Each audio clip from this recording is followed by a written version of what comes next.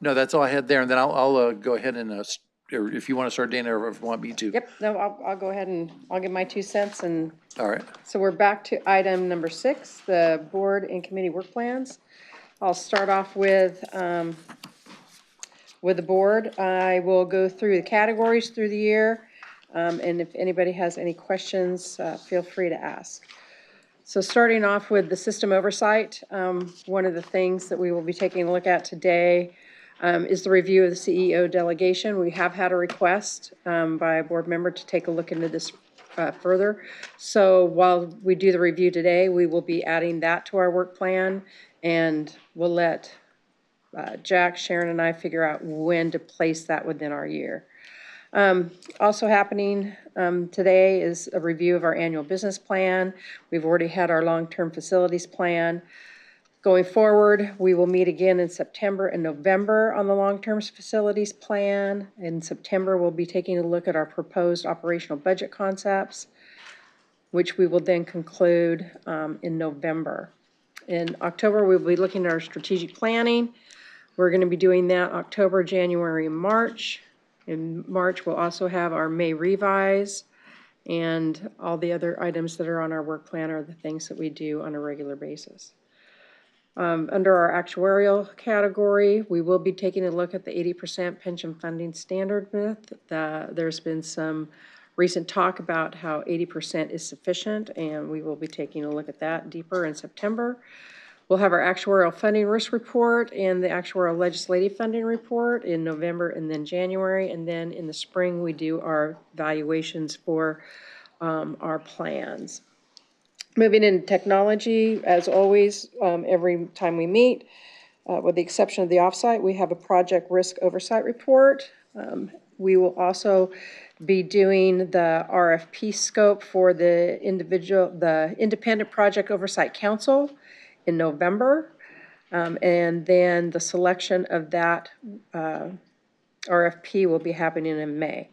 Board governance, we're going over our committee work plans and business plans today. We talked about our board member elections that will be happening through the next year and a half. Offsite, we'll do our board evaluation, our annual evaluation of the CEO and CIO, and we've talked a little bit about our annual consultant evaluations and who all will be reviewing in October. Then in January for board governance, we'll do the mid-year check-in with the CEO and CIO, and we will adopt our calendar. And we will be taking a look at legislation regulation policies almost every time we meet. We will be taking a look at formatting the pension solution monthly formats in November and January. And then we will be taking a look at sponsored legislation again in November. And we're going to have fun in September with our fiduciary council. We'll do our fiduciary training.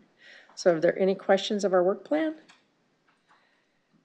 Jack, did you want to add anything? No, just 2 points. Just to emphasize that is no minor thing, that regulation for us. If you were listening to the language of our pension solution discussion, the amendment of the format for the monthly reports is a key event, and obviously in the employer reporting part of this. So that'll be very important to the project. That's really your part, if you will. Your doing part of pension solution is around the regulations on that project. So that one's very important for us in the November, January. And I did want to mention that the Actuarial Standards Board is starting to act up a little bit and think about passing some actuarial standards that are not necessarily thoughtful or favorable to public pension plans. So the actuarial work is really, again, when I always look at a work plan like this and what's most important from my seat, it's always the funding. I know I'm one-word person in this organization around this issue, but it's always about the funding. When we do that November risk report for you, this will be the 3rd time we've done the report, and each time we add a little bit more to it and think a little bit more about it. But this one's going to be different. We're really going to need your thinking about how we want to position the funding plan for that report to the legislature. It's our first time to sit back and tell the legislature how this is working, advise them of the risks in the plan. There's different ways you could go with that report on the messages you want to deliver to the legislature, and there'll be, I'm sure, some strategic decisions around that, and the stakeholder organizations may have some views on how to position the funding plan as well. Remember, we'll have a new governor at that point in time. So that all interplays with the funding plan as well. So I just want to make sure, as I kind of set priorities around this, to me, what we talk about in November and January around the actuarial issues is so critical to the long-term success of the plan. The Actuarial Standards Board is looking at changing some reporting features for public pension plans, and our great staff has written a very strongly worded letter on this topic. I'll be glad to, it's rather technical, but I'll be glad to share it with you if you're interested. The other actuarial organizations, the Actuarial Commission you mentioned earlier, Dana, has weighed in. All of our national associations will be weighing in as well. So again, it remains an active area of consideration around funding for all of us. Those are the only two areas I wanted to touch on. Michelle, if you will, there you go.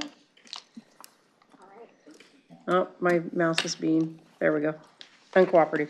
So the Appeals Committee for the coming year will meet on an as-needed basis to hear, timely, deliberate upon, and expeditiously decide appeals of CalSTRS determinations, designate all or part of an administratively adjudicated decision as a precedential decision, and work with CalSTRS staff to identify training and educational opportunities, to adhere to the risk management policy established by the board, and to review emerging and significant risks specific to the area of responsibility of the committee, and report those risks back to the board, as per usual. All right, anything for Michelle? All right, Paul, if you'll, there we go. Barb? So Audit and Risk Management Committee, in terms of governance, we've got committee education tomorrow. We're going to be talking about pension funding versus pension accounting. So I think it's going to be a great presentation for those who can't be here. I'd encourage you to look at the excellent PowerPoint that has been put together, because I think it'll inform us a lot about. We get reports on our financial condition, and we get reports on our actuarial condition, and they don't say exactly the same thing. So this is sort of a translation. What's the difference between the one and the other? Because they fit together and they're both very important. We've got a couple of other things in governance. Independent auditors report to those charged with governance. And then in May, we'll be looking at the committee charter review, and also probably another educational session. A lot of what we do in each of our meetings is audit and risk reporting and oversight. I'm not going to go through all of those, but I would say that probably the key one is in November, when we get the report from our auditors, and it's not just the financial statements, the auditors report on the financial statements, but a number of other related reports. And then much of what we do the rest of the year is monitor our response to things that they've pointed out, as well as work on our internal audit plan, the status of the plan, and the status of their response to the internal audit findings. And then finally, compliance reporting and oversight, with our responsibility now for oversight on the compliance program. We are getting an update on that in most of our meetings. So I don't know if there's anything, Larry, that you want to? Good, I got a thumbs up from Larry. I must have done a good job. Thank you. All right, anybody? All righty. Sharon, you want to? Sure. You need to, Oh, do I need to? yeah. There you go. Yeah, for benefits and services, I'm sorry, I'm just pulling it up here, so I'll make sure. So our focus for the work plan for this next year, we have a couple of research presentations, one on healthcare and retirement security. It's something we talked about a little bit last year, thinking about our members and when they retire, and kind of disposable income, and how healthcare impacts their ability to, to sort of live in retirement. And also in November, we, oh, that's okay. I was like, am I repeating my? And then in November, we'll have our member satisfaction survey, which I know we all look forward to, because I think every year we obviously want to get better and better about meeting the needs of our members. And obviously, as our as different modalities of communicating with our members change, we just want to make sure that we're making sure that we're clearly monitoring that. In July, and Andrew, feel free to chime in if I have anything off. In July, we're gonna look at the retirement progress report, and we'll also get information about the business transformation program area and share about the program's purpose and focus. Do you want to say anything more about that, Andrew, or do you have? The only thing I'll add is that I inadvertently left one thing off for Okay. the September agenda, and that is a discussion of the SBMA options. Perfect, great, excellent. So That's it. yeah, that's all. And then board governance, Lynn? There you go. Thank you. Board governance is scheduled to meet 3 times this coming fiscal year, and we are planning to continue with the board education forums with topics to be identified with the help of Amy McDuffie and with Barry Bartow and Jill Lukens. Under board accountability, that is our general category for looking at different projects. One idea that came out of the March offsite was looking at board meeting efficiency. And then under the board policy manual revisions, we are considering revisions to section 600H, which is the campaign and gift disclosure, and section 500, which addresses the travel expense policy. I Right. don't know if there's anything else that I missed, Brian. Okay, and then moving on to compensation.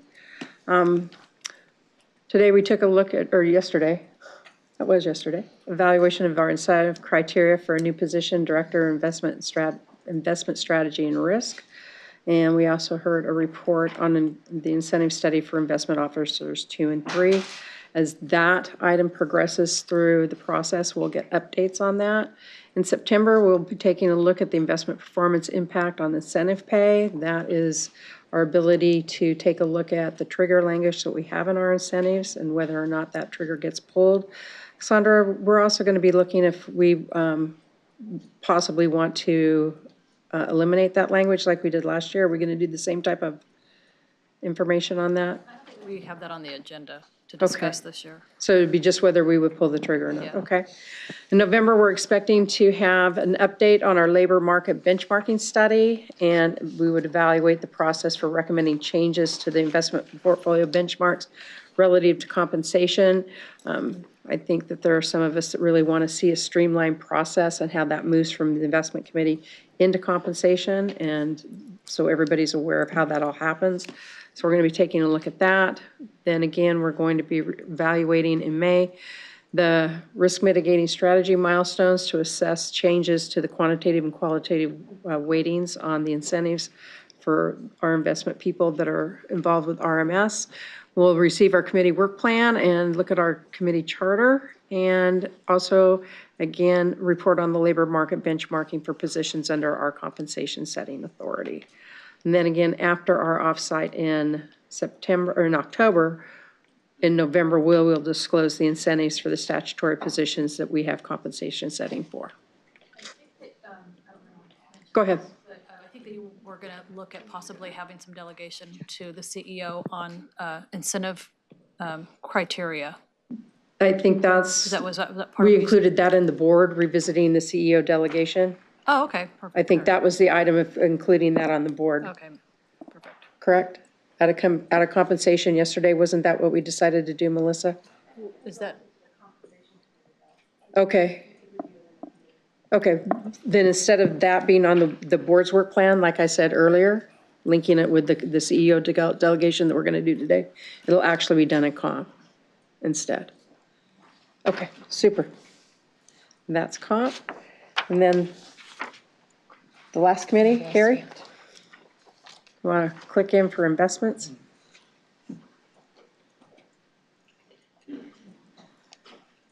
All right. Thanks, Dana. So the committee, obviously our important work of oversight and monitoring the portfolio is our primary responsibility, given the delegated authority that we have with staff within policy. So to ensure on a regular basis that the portfolio is being managed within policy and within the ranges across each asset class is something that we do regularly. And given the size and complexity of the portfolio, that is a significant task in and of itself. We directed staff at the last meeting to implement a new assault weapon engagement program, and staff will be reporting back to us on a regular basis each step of the way. But the two major initiatives for the committee this year, one we will begin tomorrow. If you recall, 2 years ago, we adopted the work plan that we're calling in the CalSTRS collaborative model. And so this year will be about potentially implementing the CalSTRS collaborative model. And Joy was wise to suggest that we look at asset classes individually. So starting tomorrow, we'll hear in open session and then closed session what the CalSTRS collaborative model may mean for the real estate class and what we might be able to do a little bit differently on a forward-going basis. So that should be, and I believe then in September we'll hear from private equity or infrastructure. So the actual implementation of the CalSTRS collaborative model would be significant even if we did small things around the edges. So that will be the work for this fiscal year. And the second significant action that the committee will engage in is the asset liability study in January. Again, a very important function of the investment committee. So those are the two big projects, along with the monitoring and the oversight, continued oversight of the portfolio. And I would welcome any thoughts folks have relative to how we might improve upon our oversight. I think we've done some things differently with the videos. The time that I've been on the board, we've done things a little differently. We used to get big stacks of quarterly reports, and now we get those videos that are to the board only across each asset class, significant actions that directors are making between meetings. I think that's very helpful. But anything that we can do to improve our oversight and monitoring responsibilities, people have suggestions. I know the staff and I would certainly welcome those. So Harry, it seems that I'm not going to be able to be here tomorrow. I just want to say thank you to Chris and your staff on the efforts that you made on trying to streamline and kind of codifying the policies, and the video you sent out about that was fabulous. The staff did a fabulous job on it. I really appreciate it. And that said, I'm hoping I can add a review of the policy to our work plan if I could. Sure, consider it done. In light of, conversation that we had at our last offsite and the Me Too movement, and then CalPERS's movement to include sexual harassment as part of their ESG policies and their work plan, or not necessarily the work plan, but within their, it's it's the scope of their human capital policies. I'm hoping that we could take a look at how we can include that also in ours. If we could, please. They have it under their human capital management and board responsibilities on something that they have that they weigh in on corporate boards. So I'm hoping we can figure out where that best fits into our policy and also include that.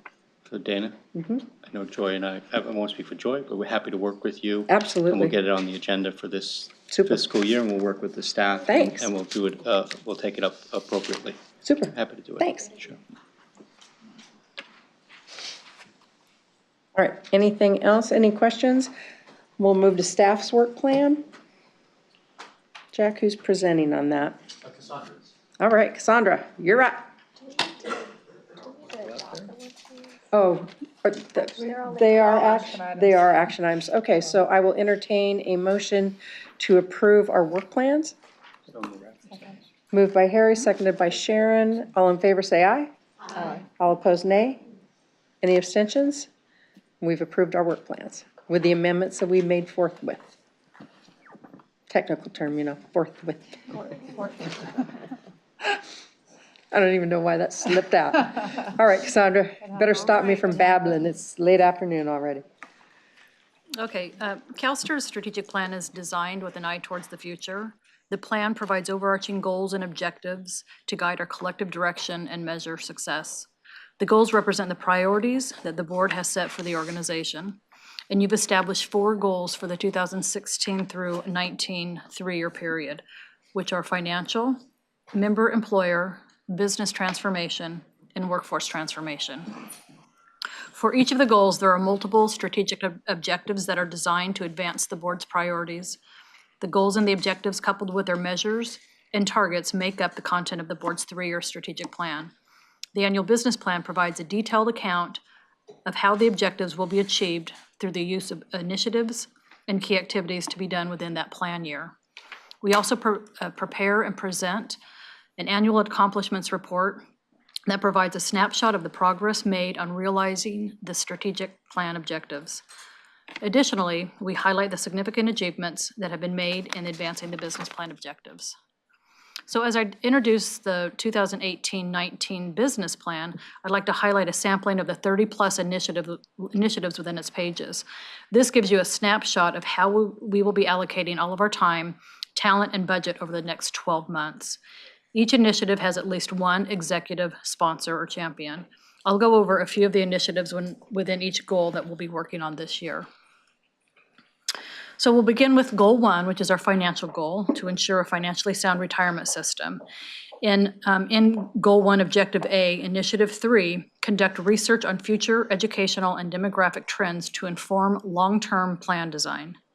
So to better understand our membership population and assess changing characteristics, we are preparing our first full demographic survey. The survey will collect data on ethnicity, gender, family makeup, and more. The research team will analyze results and present to the board to inform design and strategy discussions. Initiative 4, implement the investment policy for mitigating environmental, social, and governance risks across the investment program, including corporate governance strategies. There will be a lot of activity taking place this year to move this initiative forward. There have been 7 detailed key activities planned overall. We will be adding regular reports to the investment committee agenda throughout the year. Staff will develop a public communication plan along with a customized public engagement strategy. And we'll be adding additional resources to implement the engagement effort. We expect to be very active around the Climate Action 100, a global collaboration that will be working with companies to assess and disclose a risk and opportunities that align with the Paris Accord and TCFD guidance. Diversity will also continue to be an important and visible issue for us here at CalSTRS.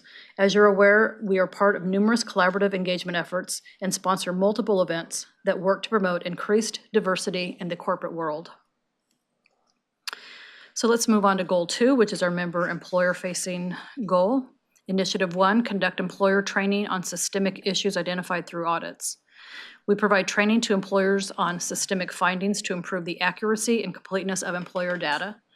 Receiving accurate data the first time prevents more expensive, labor-intensive downstream recalculations and appeals. When audit services identify systemic reporting issues, program staff establishes a communication and training strategies with the identified employer and initiates training with those employers. Initiative 3, initiate the framework for select employers for onboarding new members on a pilot basis. Connecting early with new members and helping them understand CalSTRS' defined benefit plan and defined contribution plans contributes to their future financial health. Last year, staff built a framework for onboarding new members. This year, the focus will shift towards implementing that framework. We will launch new member videos and collaborate with employers to have the video shown at new employee orientations and posted on district intranet websites. We will work to brand materials and resources for new member toolkits. And we will also explore gamifications to engage new members. Developing early touch points enables CalSTRS to promote the value of action-oriented tasks such as establishing supplemental savings accounts. Goal 3, which is our business transformation goal. Initiative 1 is implementing the pension solution. Updating our systems and processes to better serve our members, stakeholders, and staff is an enormous undertaking. Once fully operational, the new system will update our technology to meet evolving business and stakeholder needs and better serve our members and beneficiaries. Benefits of the new system include better internal controls, reduced risk of errors, improved processing time, and expanded member beneficiary services. In the next fiscal year, we will complete design for the employer readiness environment and begin contractor acceptance testing with new functionality. And while the pension solution is the largest scale project that we've undertaken at CalSTRS, it's not our only IT initiative. Initiative 2 is to improve efficiency of IT functions. And with implementation of new tools, technology services will improve delivery of business products and services to CalSTRS. This fiscal year, we'll see implementation of a new service desk tool that will deliver on these opportunities. Additionally, we'll be implementing IT vendor pools to streamline the contract process and help us efficiently bring on needed IT resources. Now, finishing up with Goal 4, workforce transformation, I'd like to highlight a couple of the initiatives within this goal as well. Initiative 2 is to formalize and implement a talent acquisition strategy plan. The plan broadens CalSTRS recruitment and hiring practices to employ and engage qualified individuals. We have planned several pilot projects this fiscal year around branch-specific hiring processes and student internship programs.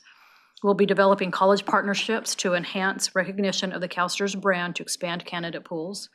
And we plan to develop a talent acquisition team to provide proactive outreach consultations to hiring managers to reduce time to fill and vacancies.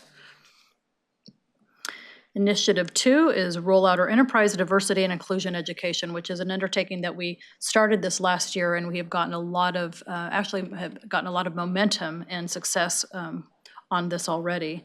Diversity and inclusion education for staff will expand their understanding of its impact on employee engagement, satisfaction, and innovation in the workplace.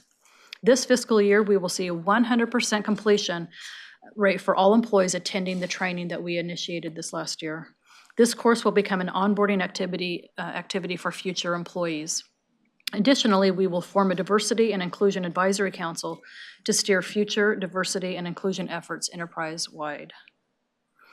So I wanted to thank the executives and their staff who worked to put together this really thoughtful plan. This is the last year of the 3-year strategic plan and that we're going to be closing out. But we've already begun work on our next 3-year strategic plan, and that was kicked off when Amy McDuffie conducted interviews with the board members. And from those interviews, she was able to gain a foundational content to start additional work to build upon for the next strategic plan. Additionally, second to that effort, we had facilitated discussions with our senior leaders, and then we had a survey that we initiated to staff to gain their input on the topics of strategic planning. And so with the content that we received from the board members and staff, Ms. McDuffie is now starting to work with the executives on the preliminary work in preparation for the board's work at our next offsite in October for the construct of the new 3-year strategic plan. And that is what I have. Are there any questions on that? All right, Harry? Thanks, Sandra. Very concise and clear direction. Can we go back to slide 1, please? Thanks. No, it wasn't slide 1. The first one with the goal 1. Goal 1. Oh. Sorry, it's goal 1. Next one. Maybe it's, okay, that's the one. Initiative 4, implement the investment policy for mitigating ESG risk. You had mentioned in your comments that some reports or suggestions will be coming to the investment committee, if I heard that correctly. I'm sure you've thought of this, but I would hope that we coordinate with myself and Joy on what those reports will look like, and Chris's team, who are just in the loop, not doing the work, but aware of what those reports will look like, what those recommendations will be that if they're coming to the investment committee. Absolutely. Okay. This is owned by the investment team, and I'm All right. confident that they will. Okay, meet so your, I meet missed. your request. Okay, very good. Yeah, Thanks. it's there. It's through them. It's through them. Okay. Yeah, the strategic plan is all the branches of the organization. Yeah. And, good? Yeah. Okay. Thank you. And then the last thing I have is, sometimes you never know the impact that you have or the conversations that you have or the people you invite to speak to you, where that'll go. I shared this with Jack just a couple days ago, that after we had our presentation at the offsite in San Diego, where one of the top leadership of CUE, Computer Using Educators, came to us and gave us a presentation. He has reached out to me and is interested in doing some collaboration with CalSTRS about the things that we bring out to our members, workshops and like that. And he's extended the possibility of us actually presenting at a CUE conference. We've talked about trying to get our workshops out into different venues, not just, from our service centers and the, our constituent groups that might invite us, but how do we get into a broader base? Having the ability to go to a statewide organization like CUE, or even a nationwide organization like CUE, and having some times within their workshop or their conferences, I think is huge. So I'm looking forward to being able to expand on that and working, with everyone to try to get something going with CUE. So that'd be very, very cool. The gamification and that we were talking about in goal 2. All right. So let's go to our consent agenda. Because yours is just informational, right? On our consent agenda, we do have some reports to read into the record. There is a new board member education piece at your seats. And after we read the reports in to the record, I'll ask if there are any pulls for any of the consent item items. Alrighty. So let's go with appeals. There's no decisions there, so it might just be comp. I don't think you have to, because your part is written. I think the only thing the board needs to vote on is during comp. So by direction of the compensation committee, I move to adopt incentive weightings for the director of investment strategy and risk identified as option 1 on comp 8 for the 2018-2019 fiscal year. Coming from a committee that doesn't need a second. Is there any discussion on the item? Seeing none, all in favor say aye. Aye. All opposed, nay. Any abstentions? That motion is passed. All right, does anyone want to pull any of the items A through H? Seeing none, I'd entertain a motion to approve. Lynn has moved and Joy has seconded to approve the items on our consent agenda. All in favor say aye. Aye. All opposed, nay. Any abstentions? All righty, thank you. That motion is passed. Lamont, do we have anything we referred that might not have been captured? Other than the stuff on the work plans? Alrighty, thank you. We don't have any new business or review information requests. Jack, you want to talk to us about the draft agenda? Oh, isn't he gonna finish his, did he finish? Oh, you still have stuff to finish in your report though, don't you? No. Are you sure? Okay. Then let's go ahead and go through the draft. What page would that be on? Page 175. This is actually September. Jack, you sure This is you the don't have draft. anything, you don't have anything else to include in your report, right? Savers and- Do I? No, you didn't have anything else you wanted to report? I don't think so. Okay. I mean, the PowerPoint was a virtuoso's. Okay, I never think we got mind. it all. Yeah. Yeah. Anyway, back in the September agenda, we'll do the second installment on the facilities plan, as we talked about earlier. We'll do our first draft of the operational budget concepts, but we won't really have that many for you for the upcoming budget. And then we'll be discussing the actuarial myth item around funding of 80%. And I think that's an important one, is there's more and more funding pressures on schools and local government. I think there'll be more efforts to pull back or restrain funding plans, and I think that's important for us to get on the record what a solid funding plan looks like for public pension plans. Harvey, you're right there. We'll be delivering the fiduciary training in the item, and those are the key items for that meeting. All righty. Any, And Amy McDuffie will be coming back with another, with the items you asked her to do around succession. I should have said that too, in closed session. right. All right, does anybody have any questions on our agenda for next time? All right. Jack, Yes. what type of days are we looking at right now? I know that things kind of got moved around because of some unexpected, I think our assumption was you would In return to the path you normally had gone on before. go long day Wednesday, Right, with investments and. short day work. Tuesday, or I mean, a full day Tuesday and a shorter day on Friday. Yeah, All right. yeah. Michelle, does that help? We'll keep our fingers crossed. I'll draft Yeah, out. Wednesday, the Thursday, sequence. Friday. I started out with Tuesday and then. Yeah, but. Tried to yeah, correct Wednesday through myself. Friday, she meant, yeah. Yeah. Yeah. Yeah, but I'll draft out that sequence real soon for you. I'll time them out and get that to you. So Alrighty. if some of you are planning out your time. That'd be great.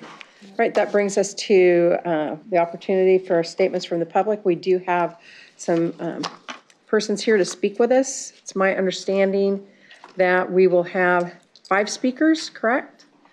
Number 1, and I will just read what I have as number 1.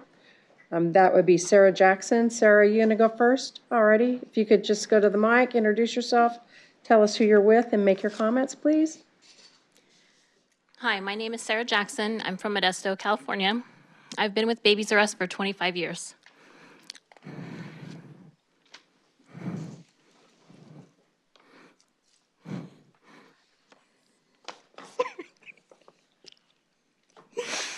I started as a part-time team member and promoted through the ranks from Kids R Us to Babies R Us. I care for a teenage son and elderly mother, and I'm the only income in my family right now. I'm really committed to getting my son to graduate high school. He has a learning disability, so I must be really available to help him. Unfortunately, Modesto is a remote city, and many jobs are outside of the city. I will most likely have to take a job outside of the city, which will impact how much time I can spend supporting my son's schoolwork. It is devastating for me and my team members to not get severance. I have filed for unemployment and will only get 30% of what I was earning. It's barely enough to cover rent and only some utilities. I applied for Cover California, but I'm not eligible for any discount, so I will have to pay $700 a month for medical coverage or choose not to have medical coverage for my son and myself. I learned through a text message that there were stories breaking in the media that Toys R Us was filing for liquidation. It took 6 days for corporate to confirm they were liquidating the company.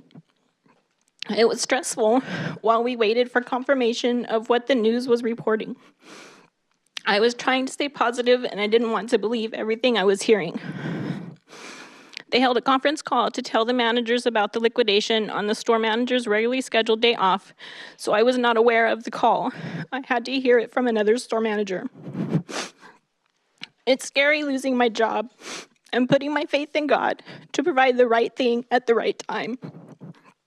It will be difficult finding the same salary being in a remote area, and I'm thinking I'll have to take a pay cut after being loyal to Toys R Us for 25 years. I had to make a resume for the first time in 20 years. I feel confident that my coworkers and I can make a difference today by sharing our stories with you. We need what we are owed from Bain Capital and KKR, $75 million to 33,000 Toys R Us employees nationwide that lost their jobs. We also need to change the laws that allowed leveraged buyouts to happen in the first place.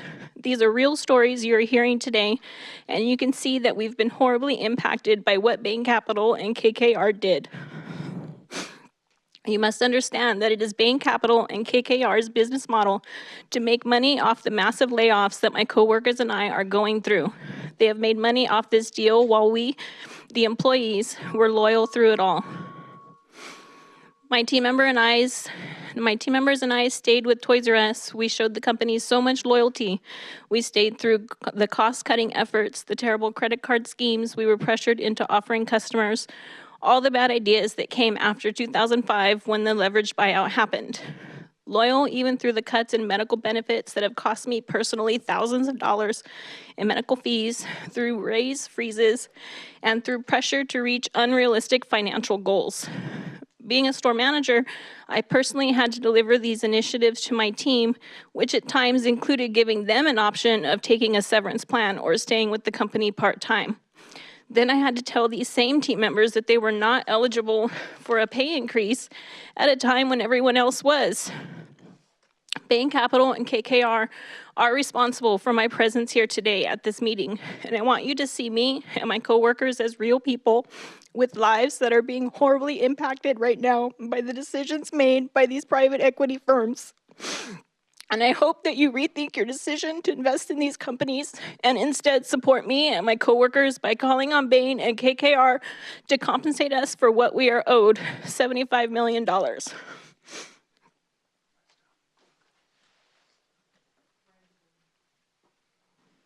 Brandy Mendoza.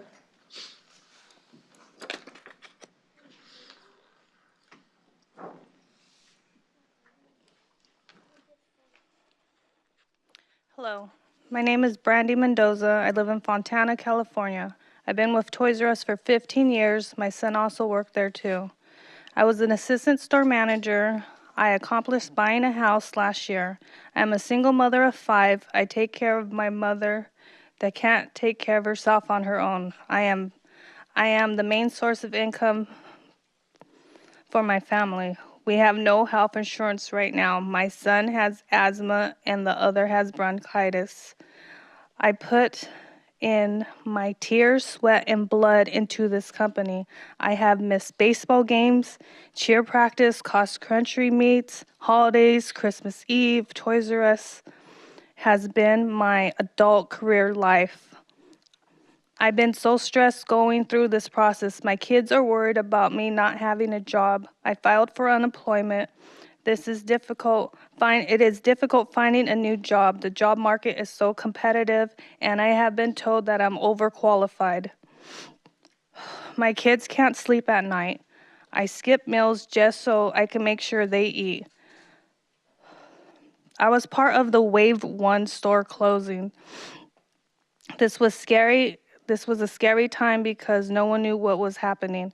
I was the acting store manager there for the last 3 months of liquidation. After that store closed, I went to another store closer to my house. That was the second store I closed. So in this year, I've closed 2 stores. I have put up a front and pretended that everything is okay with my family, but inside I'm torn up. I don't understand how something like this is allowed to happen. I am not going away until I see the $75 million owed to the 33,000 of my coworkers from Bain Capital and KKR. I stayed till the end of Toys R Us, showing loyalty to a company that showed me nothing. I will keep telling my story. I am very committed to this movement for severance and fighting against the injustice that we're facing. If you do not do something now, other families will go through what we did. Our kids are the future. Thank you.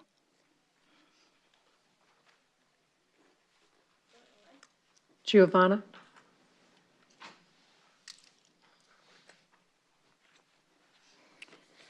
Hello, my name is Giovanna Del Rosa. I was an assistant manager at Toys R Us in Chula Vista, California. I've been with the company for 20 years.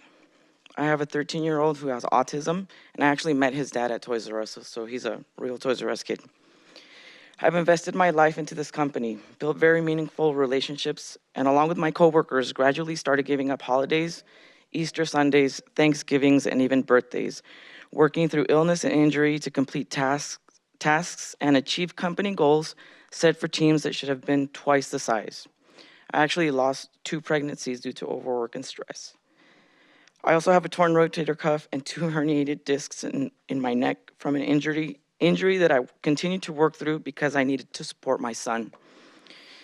Upon the announcement of liquidation, I felt terrified. It was very traumatic hearing that I only had 60 days of work left. And on top of that, I had to tell my team members that had been there for more than 33 years that they were losing their jobs and all their benefits. I started having breakdowns and anxiety. I'd have to find a corner to cry and pull myself together for my team, also for my son. I'm still struggling with anxiety and have trouble sleeping as I constantly wake up stressing about rent, bills, my son's medication, and his treatments.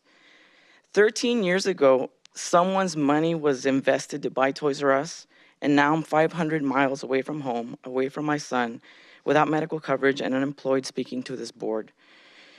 I'm quickly going through the little money I have saved to try to make ends meet. I'm counting every dollar and thinking about my rent, something investment company executives don't ever have to worry about. I'd like to ask CalSTRS to reconsider your investment with KKR, Bain Capital, and Vornado.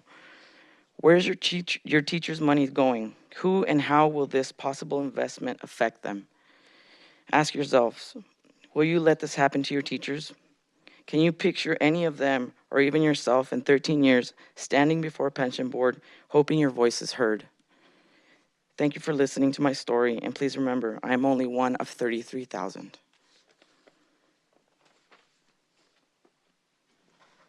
Elizabeth Marin?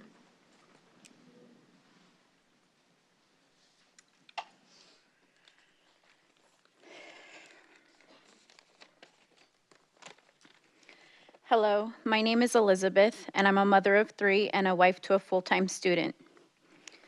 I was my family's sole provider until 19 days ago. In these 19 days, I have been turned away from 5 jobs for being overqualified, 3 of which would not even reconsider for an interview. KKR's partner, Nate Taylor, told Michelle and I that he was sorry. But sorry does not pay my rent, nor will it pay Michelle's medical bills. Sorry won't put food on Paula's table, nor gas into Christine's car after 18 years of dedicated work. Neither will sorry pay for Brian's college tuition. To be honest, a truthful sorry would have been accepting one of the many offers given to buy Toys R Us, Babies R Us.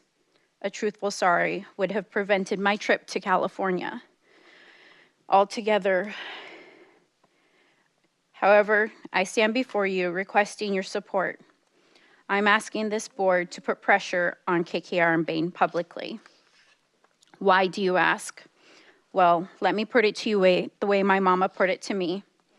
Show me your friends, and I will tell you who you are.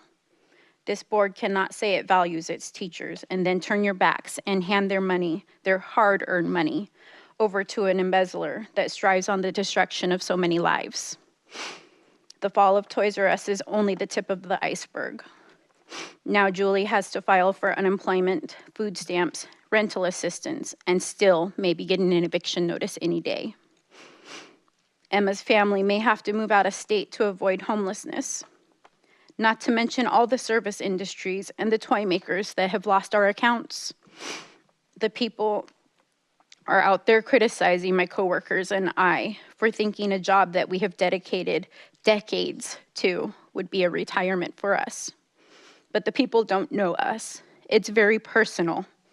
The type of person who dares to work in a retail toy store. We are a different kind of breed altogether. Getting yelled at by another adult in the presence of a child was common for us. Having to call other stores for lazy customers was a normal thing. But we stuck around and we did it with smiles. For us, it was about the extended family we've gained through Toys R Us and Babies R Us. It was about the customer who became a regular, then turned into a friend, and has now named her firstborn after me. Standing before you is not a group of colleagues, but a combined 370 years of dedication, all from different stores. We are a family asking for your support of our family of 33,000.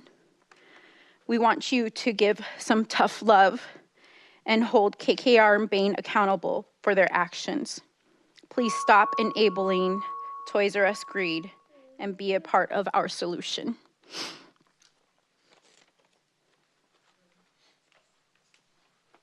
Lily Wong.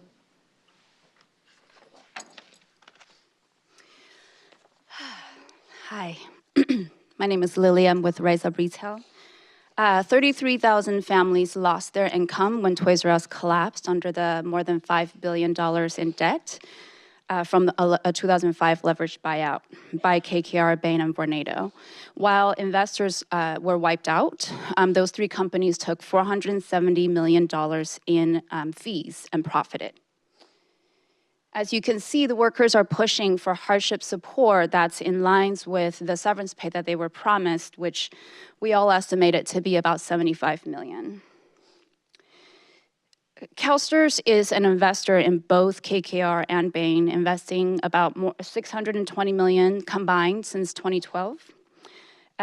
While you did not invest in the funds that actually own Toys R Us, the closure of 113 Toys R Us stores in California and the loss of thousands of jobs does have an impact on our state and on CalSTRS, resulting in a loss of roughly or even more than $60 million a year in sales tax revenue for the state and for our local government. Perhaps more troubling is the misalignment of interests that's been revealed by Toys R Us.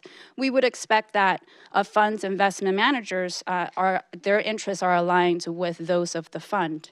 And so when the managers make a profit, the fund is also invested, and vice versa. If the fund loses money, that the investment managers don't walk away with a profit. But that's not what happened with Toys R Us.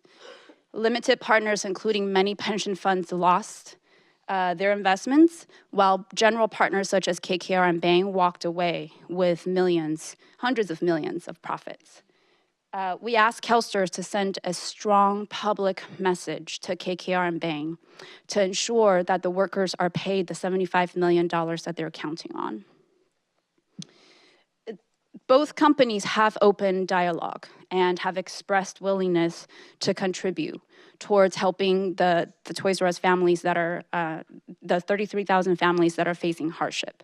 This is really important progress. And we believe that this progress represents an opportunity for the private equity companies and the pension funds investors to respond when the families are impacted and harmed by these failed investments. We thank you for your time and your consideration. Thank you. Thank you. I have another 5 slips. It was my understanding that you would like to introduce yourselves, but without making comments. Is that true? Go ahead and go to a mic, or go to the mic. I have Michelle, Nadia, Colleen, Juan, and Sade. Please come forward and introduce yourselves. Yeah, hi. My name is Juan Valenzuela. I'm from Lancaster, California. I was working over at Sunnyvale Toys R Us store for 23 years. I also want to say thank you for all the panels, to all the panel for making time for us to listen our case. Thank you. Thank you.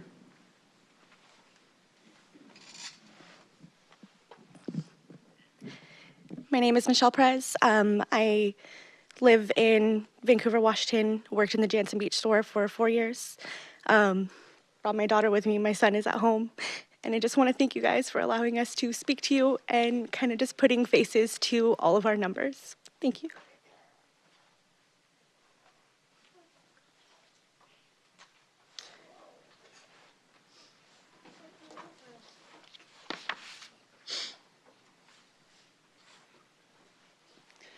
Hi there.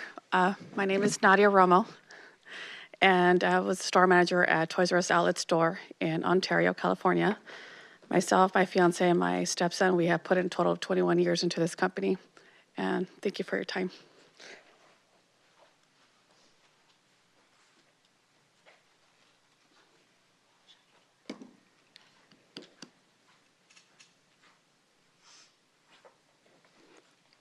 Hello, Sade Davis. I worked at the Van Nuys branch. I'm a mother of 2 girls. I was juggling 4 jobs while working part-time at Toys R Us. There's only 10 of us here right now, but representing the members of my Van Nuys branch, there's 16 of us here. And all we're asking is that you please tell Bain and KKR to take responsibility for the harms that they have caused 33,000 families and do what's right. Thank you so much.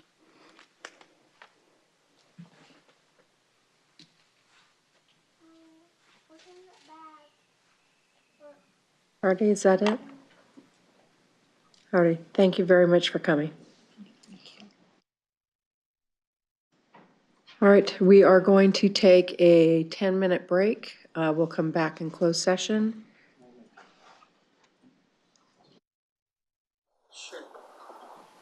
Paul?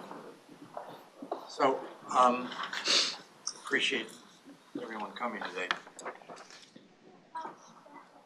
You're not, you should have, it's not in. Oh, I'm sorry. I put myself back on, not you. There you go.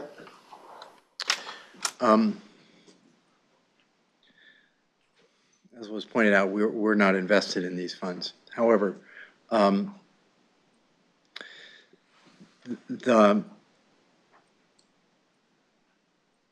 we now have an investment policy that says that it's important for us to have an alignment of financial interests with the people that we do business with. And it appears that those who did invest with these funds did not have that, because the investors lost money and KKR and Bain made a lot of money. It might have been, and this is the reason I think to have an alignment of interests concept, it might have been that there would have been a greater effort to keep those companies, those funds profitable, and therefore the companies that those funds owned in business, if there was a financial alignment of interests. I don't know if the $470 million number is the right one, but that's a pretty stunning number. If KKR and Bain made $470 million and the investors made nothing and the workers lost their jobs.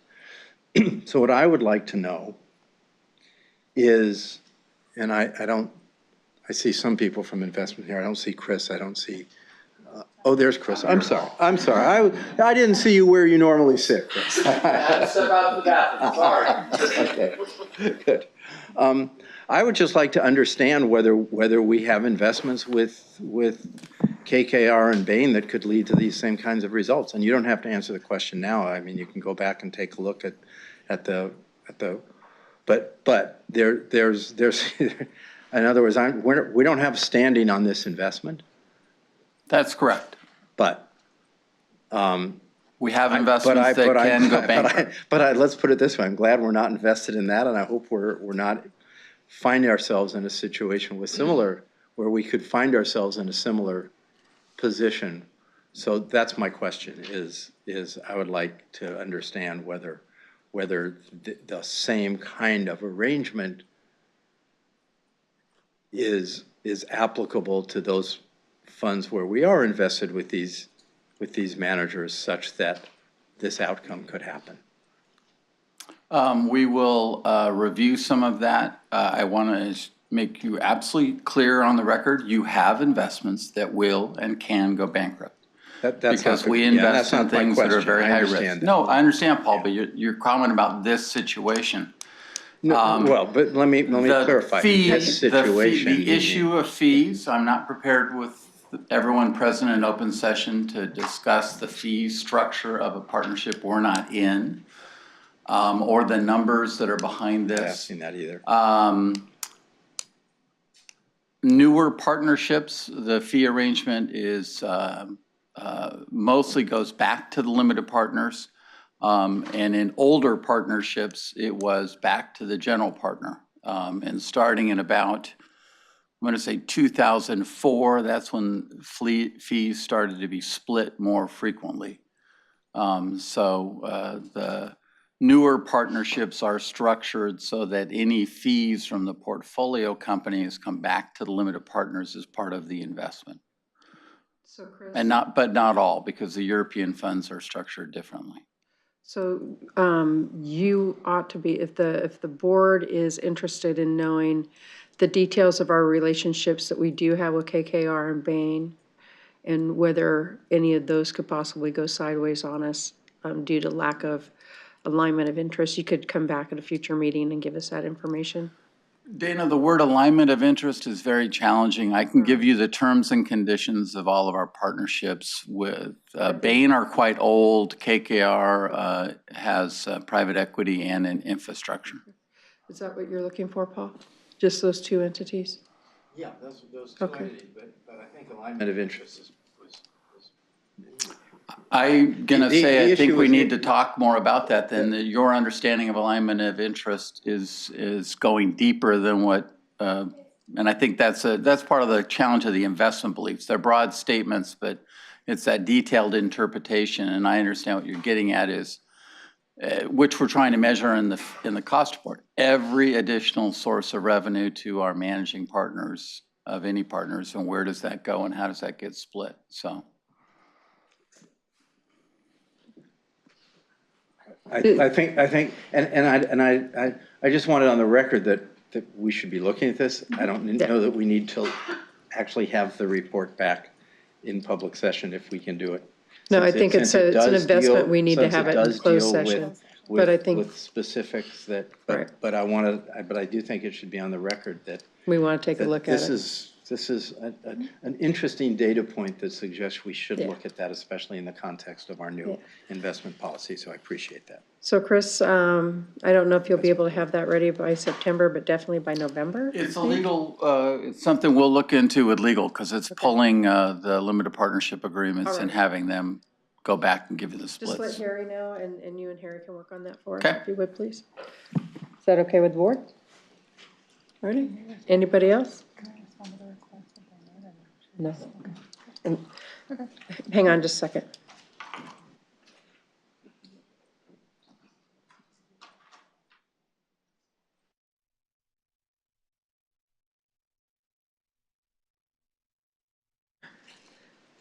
Alrighty, thank you. Thanks, Chris. Sure. Alrighty, 10-minute break. We'll meet at 3:30 and resume in. You can do item 16 back there, or how do you want to do that? You got a couple before 16, a couple after 16, you got. Hang on a second. I got to get to my, I thought we were doing I thought we would do closed session in here. Well, then Or- well, for item 16, we'd have to take everybody out, but we can do that if you want, yeah. Don't we have to do that for 18 and 14 also? No, well, I mean staff. I meant staff. Oh. I'm sorry. We can do all of, we could do all of closed session back here. True. Then we're done for the day, right? No, we're just in closed session and people can stay in the boardroom. We can go back to, the caucus room. Alrighty, Jack, we go back to the caucus room, you good with that? Yeah. All right, we'll have closed session in the caucus room, we'll come back and adjourn, the meeting, report on anything that happens in closed session, and then the board will be done for the day.